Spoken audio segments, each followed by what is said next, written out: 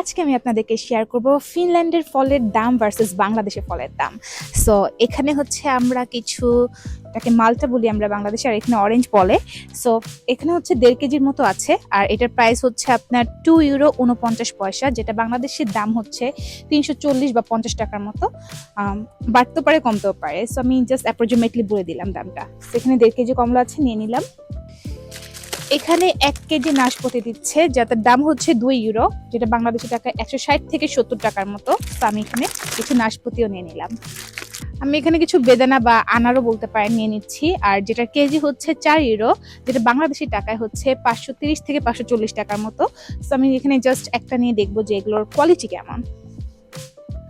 এখানে আমরা কিছু অ্যাভোকাডো নিয়ে নিব, আর এখানে অ্যাভোকাডো 700 গ্রামের দাম হচ্ছে 4 ইউরো, যেটা বাংলাদেশি টাকায় 530 থেকে 540 টাকার মতো অ্যাপ্রক্সিমেটলি।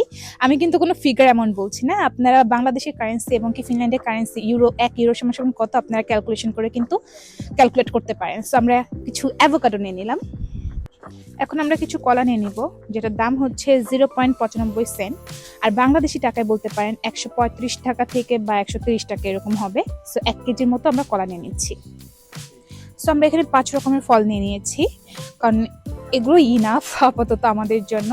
আর এগুলোর প্রাইস যদি আমি যোগ করি, সেটার দাম হচ্ছে 11 ইউরো 50 পয়সা, যেটা বাংলাদেশি টাকায় 1550 টাকার মতো, বাড়তেও পারে কমতেও পারে।